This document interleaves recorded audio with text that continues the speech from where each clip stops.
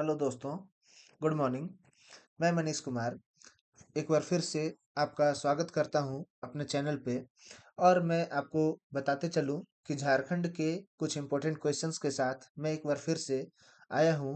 और जो जेपीएससी 2026 के लिए और झारखंड के जितने भी एग्ज़ाम होने वाले हैं, उन सभी झारखंड के स्पेसिफिक एग्ज़ाम्स के लिए ज़रूरी होंगे। हम लोग यहाँ बात करते हैं, निम्नलिखित में से कौन झारखंड के अपवाह तंत्र क्षेत्र में शामिल नहीं है। तो झारखंड के अपवाह तंत्र क्षेत्र में शामिल कौन सा नहीं है? क्या दामोदर नदी घाटी क्षेत्र है? बिल्कुल है।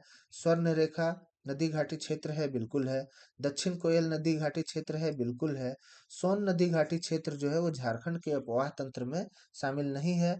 हम लोग यहाँ बात करते हैं, निम्नलिखित में से कौन सा झारखंड की नदियों का उद्गम स्थल है? झारखंड की नदियों का उद्गम स्थल, झारखंड की नदियों का उद्गम स्थल यदि हम लोग बात करते हैं तो हम लोग छोटा नागपुर के साथ आगे बढ़ेंगे। निम्नलिखित में से कौन सी नदी राजमहल की पहाड़ियों स्थित बठपाड़ से होकर के निकलती है? तो राजमहल की पहाड़ियों में स्थित बठपाड़ से होकर के निकलने वाली जो नदी है, उनका नाम अजय नदी है। हम लोग आगे बढ़ते हैं, झारखंड की कौन सी नदी एकमात्र है जो स्वतंत्र रूप से समुद्र में गिरती है? झारखंड का एकमात्र कौन सा नदी है जो स्वतंत्र रूप से समुद्र में गिरती है? तो इसका नाम हो गया स्वर्ण रेखा, क्योंकि दक्षिणी कोयल दामोदर में मिलती है, दामोदर गंगा में मिलती है, और गंगा जो है वो ओशियन में मिलती है। कहाँ पे? बे ऑफ बंगाल में। गंगा बे ऑफ बंगाल में जाके मिलती है। कियूल भी दामोदर में मिलता है, और दामोदर गंगा, गंगा बे ऑफ बंगाल। अजय नदी का भी यही सीन है, दामोदर फिर गंगा फिर बे ऑफ बंगाल।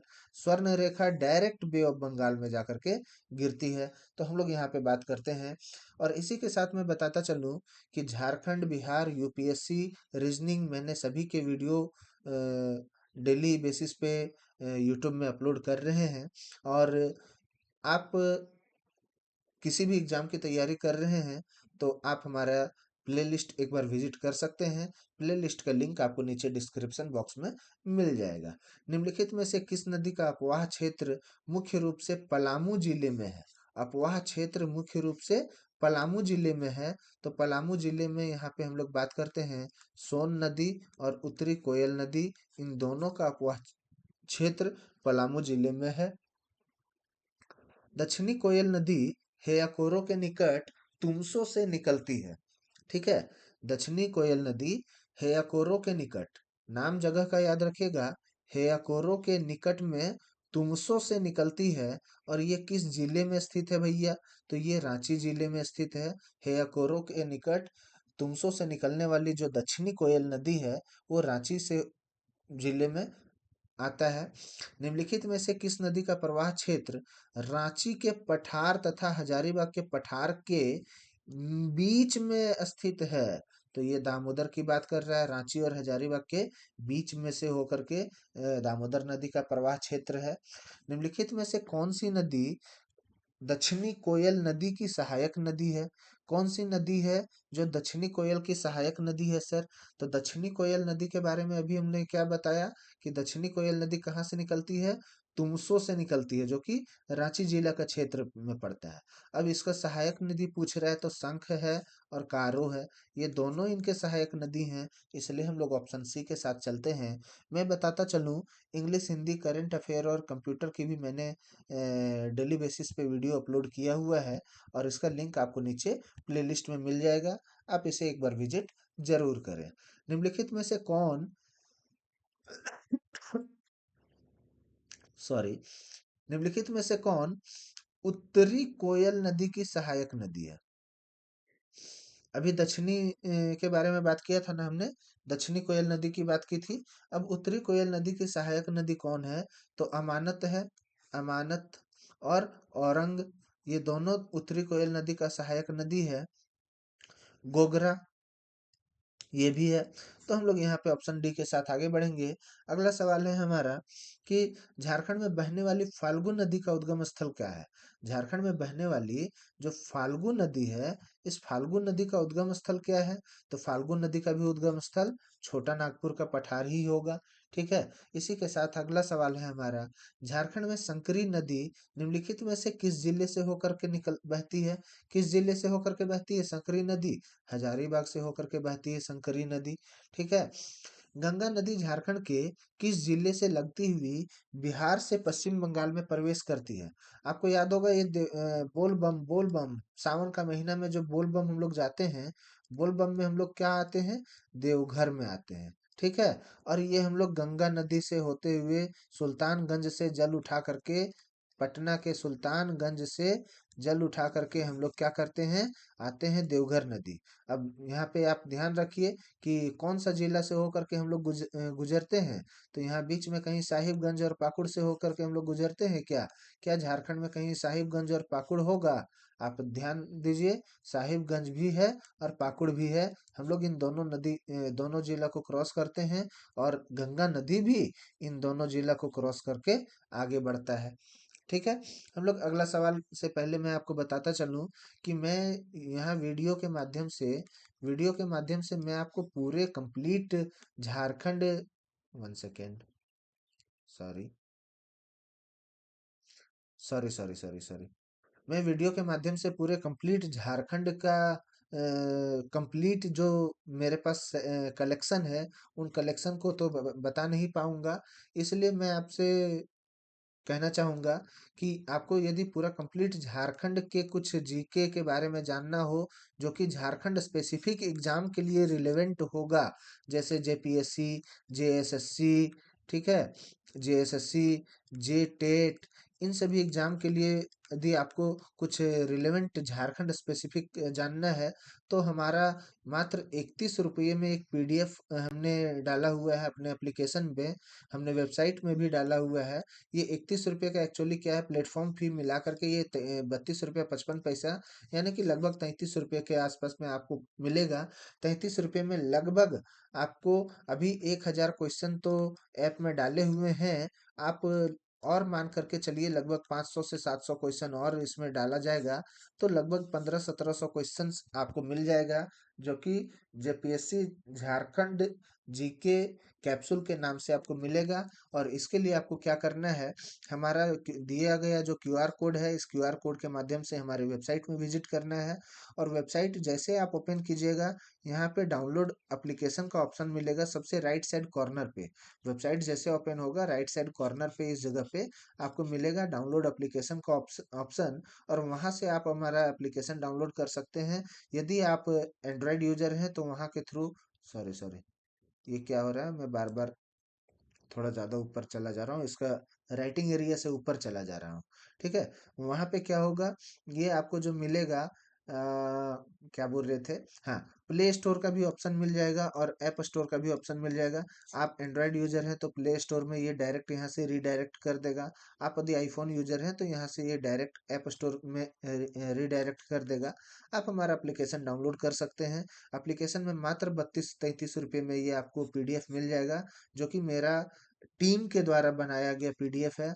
और हमारा टीम जो बनाया है वो बहुत ही बेहतरीन रिसर्च करके बनाया हुआ है। पिछले 15 से 20 सालों का पीवाईक्यू को रिसर्च करते हुए बनाया गया है।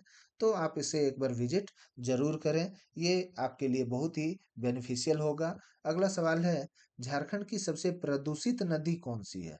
एकदम प्रदूषित नदी, झारखंड का सबसे प्रदूषित नदी कौन सा कहलाएगा? तो दामोदर कहलाएगा। दामोदर ही तो है झारखंड में सबसे प्रदूषित नदी।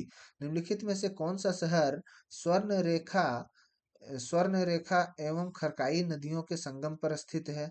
स्वर्ण रेखा और खरकाई नदियों के संगम पर स्थित जो जिला है, उस जिला का नाम है जमशेदपुर। और इसी के साथ अगला सवाल है, कौन सा नगर कोनार और बोकारो के नदियों के संगम पर है?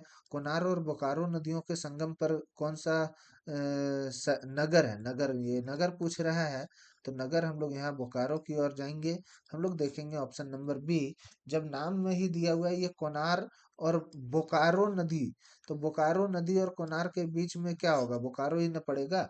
ठीक है। अगला सवाल है, झारखंड की निम्नलिखित में से कौन सी नदी वर्षा ऋतु को छोड़ शेष समय में प्रायः सूखी रहती है?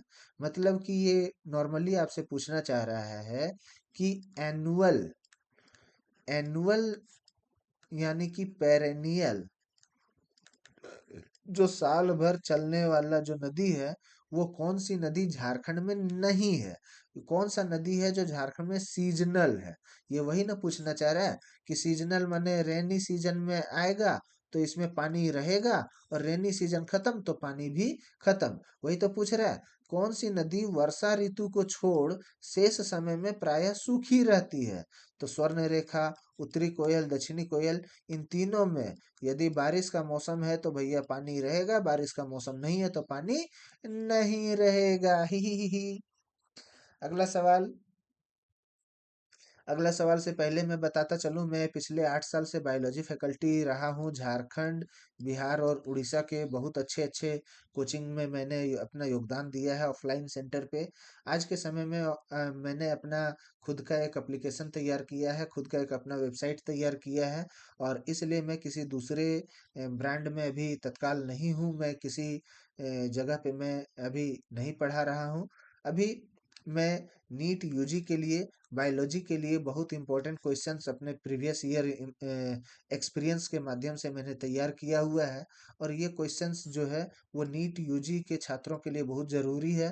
यदि आप में से किन्हीं के संपर्क में कोई ऐसे विद्यार्थी हैं जो नीट यूजी की तैयारी कर रहे हैं, तो आप उन्हें हमारा नीचे दिया गया प्लेलिस्ट का लिंक है, उसे ज़रूर शेयर करें। खुद भी फ़ायदा लें, दूसरों को भी फ़ायदा लेने का मौका दें। छोटा नागपुर में बहने वाली नदियों को कितने अपवाह तंत्र में विभाजित किया गया है।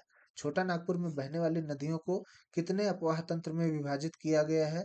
आप हमें कमेंट करके बताएंगे ये 5 कौन कौन से हैं। ठीक है, 5 अपवाह तंत्र के नाम आप हमें बताएंगे कि छोटा नागपुर में बहने वाली जो नदियां हैं उनके अपवाह तंत्र जो 5 हैं वो कौन कौन से हैं। निम्नलिखित में से कौन सी नदी धनबाद जिले में बहती है। धनबाद जिले में बहने वाली सोन तो हो नहीं सकता, ये बिहार का है सर। चाको नहीं होगा, ब्राह्मणी नहीं होगा, धल किशोर क्यों नहीं होगा, क्योंकि चाको और ब्राह्मणी धनबाद में नहीं बहती है। दामोदर नदी का कितने किलोमीटर का अपवाह क्षेत्र झारखंड राज्य में है। दामोदर नदी का लगभग 300 किलोमीटर का अपवाह क्षेत्र, 290 किलोमीटर का अपवाह क्षेत्र झारखंड में है। निम्नलिखित में से कौन सी नदी हजारीबाग एवं गिरिडीह जिले में बहती है। हजारीबाग और गिरिडीह जिले में बहने वाली नदियों में से मोहिनी नदी, शंकरी नदी और नीलांजन नदी, ये सभी नदी हैं जो हजारीबाग और गिरिडीह में होकर के बहता है। और इसी के साथ मैं आपको बताता चलूं कि हमारे इस वीडियो के पीडीएफ को डाउनलोड करने के लिए हमारे टेलीग्राम चैनल ज्वाइन करें। ये हमारा व्हाट्सएप चैनल का लिंक है। यहाँ पे बहुत ही इंपॉर्टेंट क्वेश्चंस, डिस्कशंस और इम्पोर्टेंट नोटिफिकेशंस आपको दिए जाते हैं। आप हमारे इन दोनों चैनल को ज्वाइन करें। आपको किसी भी तरह का कोई नोटिफिकेशन आना होगा तो यही दोनों चैनल पे आपको मिलेगा। ये हमारा वेबसाइट का लिंक दिया हुआ है, यहाँ से आप हमारे वेबसाइट में विजिट कर सकते हैं। और यदि किसी प्रकार का कोई डाउट हो तो आप हमसे संपर्क करने के लिए इंस्टा, फेसबुक और हमारा टेलीग्राम ईमेल आईडी से आप हमें संपर्क कर सकते हैं। ये नीट वाले छात्रों के लिए टेलीग्राम चैनल दिया गया है जो कि मेडिकल की प्रिपरेशन कर रहे हैं।